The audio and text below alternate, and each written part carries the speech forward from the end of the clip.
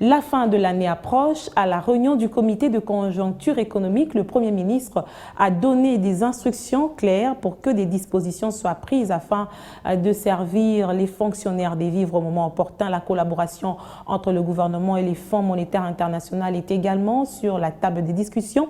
Il se dégage une stabilité du cadre macroéconomique. Le compte rendu de cette rencontre avec le ministre du Plan, Christian Mwando. Dans la réunion de ce jour, il faut retenir d'abord que le Premier ministre a félicité le ministre du Budget, le ministre des Finances et la gouverneure de la Banque centrale pour le travail abattu avec le Fonds monétaire international qui tend à faire respecter nos engagements. Deuxièmement, nous avons constaté effectivement qu'il y a une stabilité au niveau du cadre macroéconomique. Le taux d'inflation est maîtrisé et depuis le début de l'année, nous sommes à peu près à 3,7% d'inflation. Nous projetons d'ici la fin de l'année arriver à plus ou moins 4,5%, alors que dans le programme avec le FMI, nous devions arriver à plus ou moins 6%, ce qui est une très bonne chose.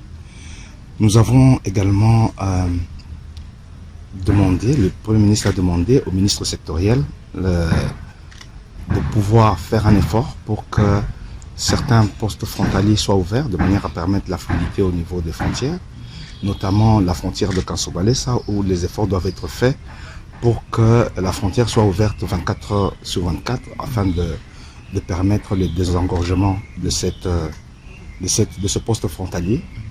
Il a été également demandé au ministre du Budget, au ministre du Plan et aux autres ministres sectoriels d'accélérer la préparation des colis de fin d'année pour les fonctionnaires. Et enfin, le Premier ministre a demandé à la Troïka économique de poursuivre l'encadrement des dépenses pour respecter le pacte de stabilité et ne pas faire dérailler notre cadre macroéconomique dans la mesure où les dépenses qui doivent être faites doivent correspondre à nos recettes. Les réserves d'échange se situent toujours autour de 3,3 milliards de dollars, correspondant à plus ou moins 13,5 semaines d'importation sur ressources propres.